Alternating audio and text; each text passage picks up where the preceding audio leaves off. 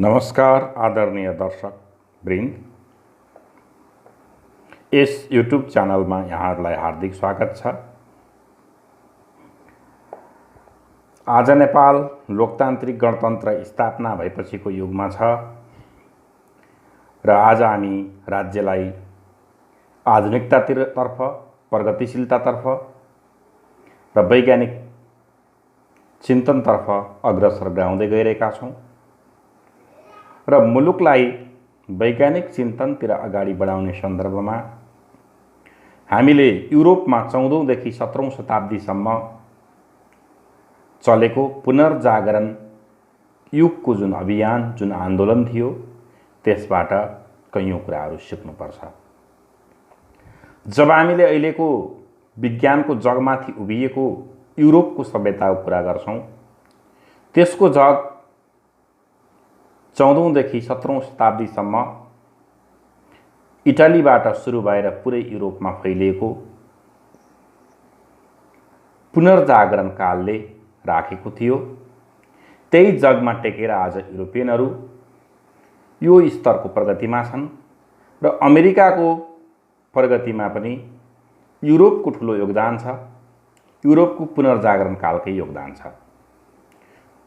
अझ हामीले विशेषतः भन्ने हो भने अमेरिका पत्ता लाग्नु नै पुनर्जागरण कालको एउटा देन थियो। पुनर्जागरण कालमा जुन प्रकारले भौगोलिक ठाउँहरूको खोजी भएको थियो, त्यसै क्रममा अमेरिका क्रिस्टोफर कोलम्बसले पत्ता लगाएका थिए, यो कुरा हामीलाई थाहै छ। तसर्थ नेपाललाई हामीले अग्रगामी बाटोमा अगाडि बढाउनका लागि पनि युरोपको पुनर्जागरण कालबाट धेरै कुराहरू सिक्न सक्छौं र युरोपको पुनर्जागरण कालका त्यस्ता वैज्ञानिक चिन्तनहरू के थिए जसले युरोपलाई वैज्ञानिक दिशातर्फ, प्रगतितर्फ अगाडि बढायो भन्ने बारेमा हामी संक्षिप्तमा छोटो परिचय दिन गइरहेका छौं। मध्ययुग, जसलाई युरोपेली इतिहासमा कालो इतिहास भनिन्छ, कालो युग भनिन्छ, डार्क एज भनेर उनीहरूले अंग्रेजीमा भन्छन्, कालो युगको रूपमा लिन्छन्।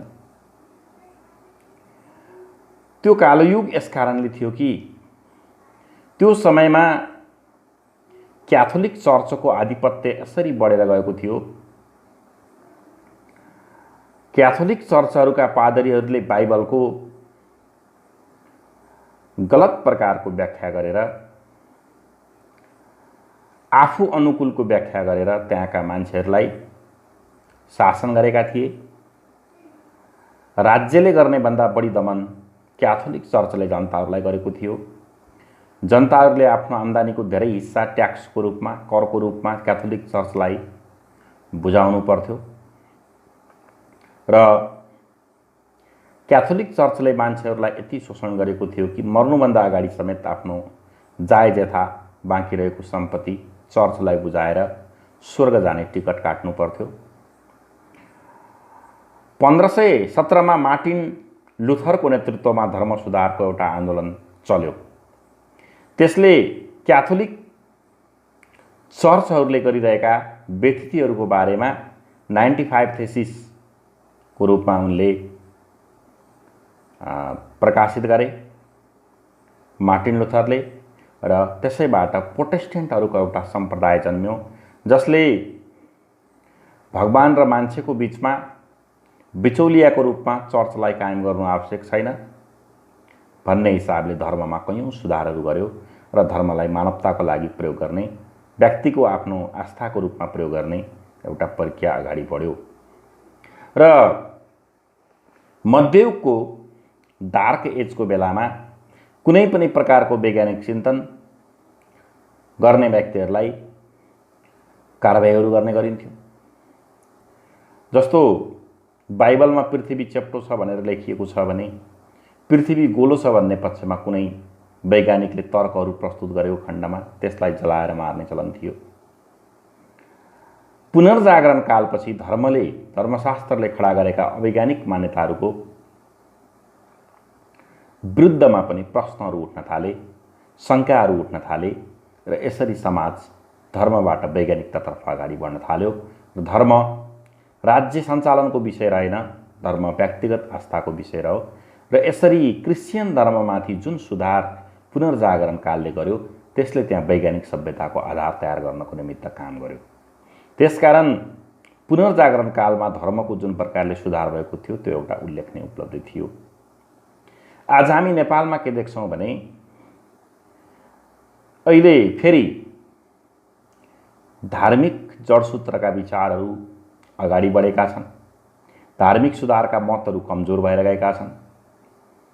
कतिपयले धर्मशास्त्रको पुरानो जडसूत्रवादी स्वरूप वर्णाश्रम व्यवस्था अन्तर्गत त्यसले गरेका जातहरूमाथिका दमनहरू, महिलामाथिका दमनहरूलाई कायमै राख्नुपर्छ भन्ने ठान्छन् भने कतिपयले फेरि हिन्दू धर्मका कमी कमजोरीहरूलाई औँल्याएर क्रिश्चियन धर्मको व्यापक प्रचार प्रसार गर्ने कामहरू गरिरहेका छन् र यी कुराहरूले गर्दा एक प्रकारले धार्मिक कट्टरतावादी मतहरू हावी हुन थालेको देखिन्छ।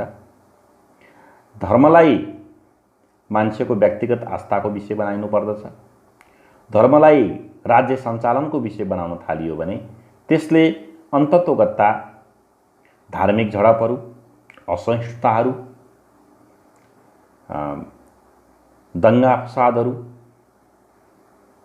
भिडन्तहरूको स्थिति सिर्जना गर्छ र त्यसो हुन दिनु मानव सभ्यताको हितमा हुँदैन। राज्य सञ्चालनका सन्दर्भमा अनेकन वैज्ञानिक मतहरू अगाडि आएका छन्, अनेकन राजनीतिक र समाजशास्त्रीय सिद्धान्तहरू अगाडि आएका छन् र राज्य सञ्चालनको आधार त्यसलाई बनाइनुपर्छ भन्ने प्रश्न नै आधारभूत रूपमा हामीले पुनर्जागरण कालबाट सिक्नुपर्ने शिक्षा हो। जुन बेला क्रिश्चियन धर्मको प्रभुत्व युरोपमा थियो त्यो बेला युरोप विज्ञानको पथमा, उद्योग धन्दाहरूको क्षेत्रमा, अर्थतन्त्रको क्षेत्रमा कतै पनि विस्तार हुन सकेको थिएन भन्ने कुराबाट हामीले फेरि पनि पाठ लिनुपर्छ। पुनर्जागरण कालबाट नेपालले अहिले लिनुपर्ने अर्को पाठ भनेको बौद्धिक मानवको निर्माणको कुरा हो। पुनर्जागरण काल युरोपको इतिहासमा बौद्धिकताको निर्माणको काल थियो। अहिले पछिल्लो समयमा आएर हामीले के देख्छौँ भने 2046 सालको परिवर्तन पछाडि जुन युवा पुस्ता नेपालको राजनीतिमा, सामाजिक क्षेत्रमा, कलेजहरूमा थियो त्यो विद्यार्थी र युवाहरूको पुस्तामा नयाँ पुस्तकहरू पढ्ने, साहित्य र गैर साहित्यका पुस्तकहरू पढ्ने एउटा प्रचलन, लाइब्रेरी कल्चर हावी भएको थियो।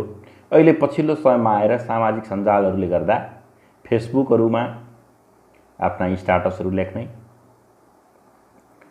अनलाइन खबरहरूमा आएका हेडिङहरू मात्रै पढ्ने, युट्युबमा राखिएका आफ्नो युट्युब च्यानलको भ्युअर बढाउनका लागि राखिएका सेन्सिटाइज गरेर राखिएका, बढाइ चढाइ गरेर राखिएका हेडिङहरू मात्रै पढेर प्रतिक्रिया जनाउने एउटा परम्परा अगाडि बढेको छ।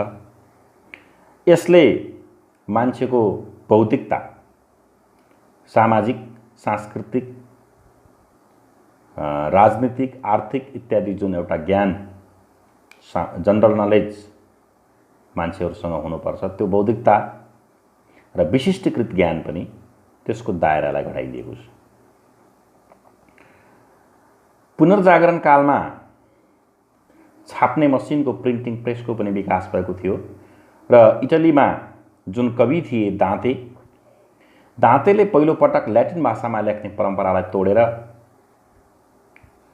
आफ्नो स्थानीय भाषाहरूमा लेख्ने परम्परा सुरु गरेका थिए र उनले लेखेको डिभाइन कमेडी भन्ने पुस्तक, जसमा त्यस बेलाका समाजका माथिल्लो ओहदाका मान्छेहरूले देखाउने दोहोरो स्ट्यान्डर्ड, डबल स्ट्यान्डर्डहरू, आदर्शका कुराहरू गर्ने, नीतिका कुराहरू गर्ने, तर व्यवहार त्यसको उल्टो हुने, ठुला ठुला मान्छेहरूमा, सर्वसाधारणमा होइन, त्यस्तो प्रकारको हिपोक्रेसी, आडम्बरको उनले विरोध गरेका थिए, त्यो देखाएका थिए र यसरी दाँते पुनर्जागरण कालका महानतम साहित्यकार हुन् र उनको डिभाइन कमेडी सबैभन्दा प्रसिद्ध पुस्तक हो। त्यसदेखि बाहेक विलियम शेक्सपियर जस्ता नाटककारहरू, निकोलो मेकियावेली जस्ता राजनीतिशास्त्रीहरू, Geoffrey Chaucer, Edmund Spenser, sir Thomas More, Ben Johnson जस्ता कैयन साहित्यकारहरू पुनर्जागरण कालले युरोपलाई दियो र ती साहित्यकारहरूको योगदानले गर्दा युरोपको मान्छे बौद्धिक मान्छे बन्न पुग्यो। कुनै पनि वैज्ञानिक आविष्कार र अन्वेषणभन्दा अगाडि समाजलाई सही दिशातर्फ सही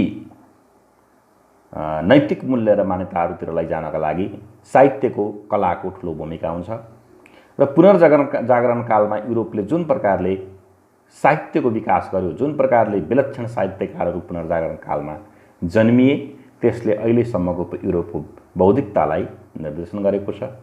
त्यसकारण हामीले त्यो बौद्धिकता, साहित्यको क्षेत्रमा बौद्धिकता, गैर साहित्यिक लेखनहरू, गैर कथात्मक लेखनहरू, समाजशास्त्रीय, अर्थशास्त्रीय, राजनीतिशास्त्रीय यस्ता लेखनहरूको क्षेत्रमा बौद्धिकतालाई हामीले अगाडि बढाएर जानुपर्छ र त्यो बौद्धिकताले नयाँ वैज्ञानिक प्रकारको चिन्तन प्रणाली कायम गर्न सघाउ पुर्याउँछ। कलाको क्षेत्रमा पनि लियोनार्दो दा भिन्ची, माइकल एन्जेलो जस्ता महान महान कलाकारहरू युरोपमा पुनर्जागरण कालमा जन्मिएका थिए। विज्ञानको क्षेत्रमा न्युटन र ग्यालिलियो जस्ता वैज्ञानिकहरूले गुरुत्वाकर्षणका सिद्धान्तहरू बनाउने काम, टेलिस्कोप बनाएर खगोलीय पिण्डहरूको अवलोकन गर्ने काम आदि गरेर विज्ञानका विभिन्न शास्त्रहरूलाई वैज्ञानिक जगमा उनीहरूले खडा गरेका थिए र त्यसको योगदान अहिलेसम्म पनि युरोपियन सभ्यतामा छँदैछ। र अर्कोतिर भौगोलिक खोज र अनुसन्धानको क्षेत्रमा पनि यो पुनर्जागरण कालले विश्व मानवलाई ठुलो गुण लगाएको छ। क्रिस्टोफर कोलम्बसले अमेरिका पत्ता लगाएको हुनाले आज अमेरिका यसरी विश्वकै वैभवशाली देशको रूपमा अगाडि बढेको छ। त्यस्तै साउथ अमेरिकाको पनि खोज त्यसै समयमा भएको थियो र अफ्रिकाका पनि विभिन्न भागहरू पत्ता लगाउने काम यो पुनर्जागरण कालमा भएको थियो। यसरी हरेक क्षेत्रमा पुनर्जागरण कालले जुन एउटा वैज्ञानिकतामा आधारित सामाजिक प्रणाली स्थापना गर्ने जुन कोसिस गर्यो, त्यसैको जगमा आजको युरोप खडा छ। युरोपमा आधुनिक कालमा जे जति प्रकारका विकासहरू भएका छन्, जे जति नयाँ नयाँ सिद्धान्तहरू आविष्कार गरिएका छन्, चाहे त्यो राजनीतिशास्त्रको क्षेत्रमा होस्, चाहे त्यो समाजशास्त्रको क्षेत्रमा होस्, चाहे त्यो वैज्ञानिक अनुसन्धानको क्षेत्रमा होस्, त्यो सबैको ढोका पुनर्जागरण कालले खोलेको हो। त्यसकारण नेपालको वर्तमान सन्दर्भमा पनि हामीले वैज्ञानिक चिन्तनलाई अगाडि बढाउने कोसिस गर्नुपर्छ। वैज्ञानिक खोज र आविष्कार, वैज्ञानिक पढाइहरूलाई हामीले प्रोत्साहन गर्नुपर्छ।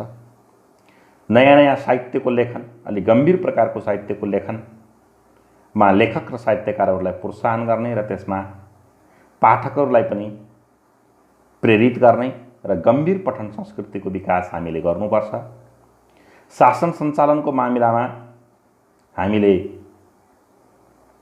धर्मलाई अलग गर्नुपर्छ र धर्मलाई मान्छेको आस्थाको रूप, विचारको रूपमा हामीले मान्छेको आस्थाको रूपमा स्वीकार गर्नुपर्छ र यस मामिलामा हामीले धेरै असहिष्णुतालाई हुर्काउनु हुँदैन। अब धर्महरूको सन्दर्भमा पनि धर्मलाई हामीले दुई प्रकारले हेर्नुपर्छ। एउटा धर्मभित्र रहेका वैज्ञानिक चिन्तनहरू र दोस्रो त्यसलाई पुरोहितवादमा सङ्कुचित गर्ने प्रयत्नहरू, यो दुईटा चिजलाई हामीले हेर्नुपर्छ। जस्तो पुनर्जागरण काल ग्रिक साहित्यको क्लासिकल स्टडीबाट सुरु भएको थियो, पौराणिक स्टडीबाट सुरु भएको थियो, त्यस्तै हामीले पनि वेदमा भएका कैयौँ ज्ञानहरूलाई अध्ययनको क्षेत्र बनाउन सक्छौँ। भारतमा कतिपय विद्वानहरूले यसमा प्रयत्न पनि गरेका छन्। जस्तो राहुल साकृत्यानको नाम अग्रणी आउँछ।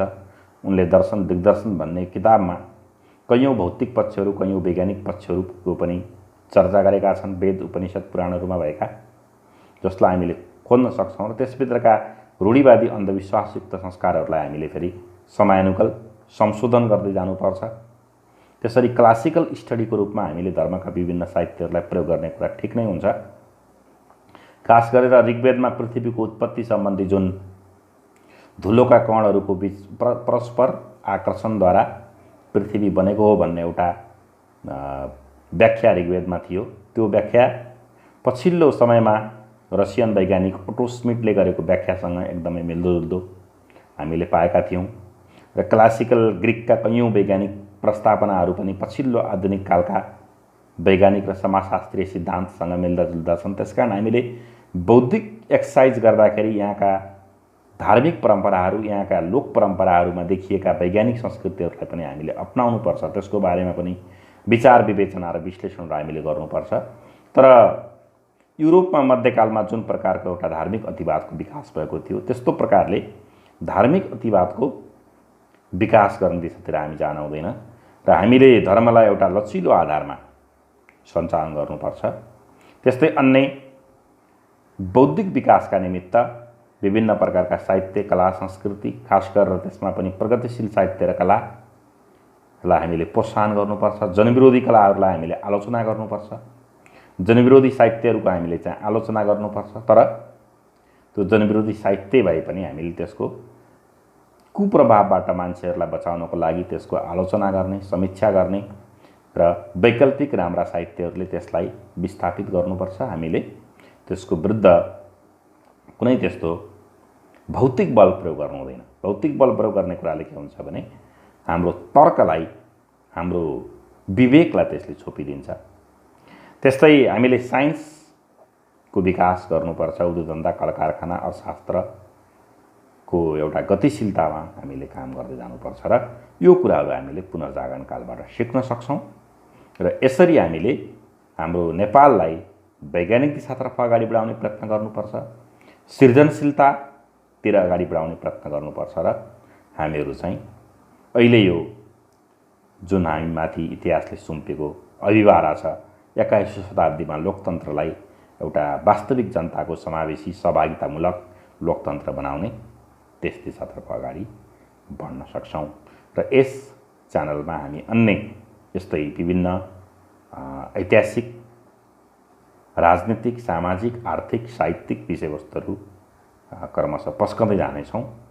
यतिन्जेल हाम्रो कार्यक्रममा सहभागी हुनुभएका सम्पूर्ण दर्शकवृन्दलाई हामी धन्यवाद दिन चाहन्छौँ।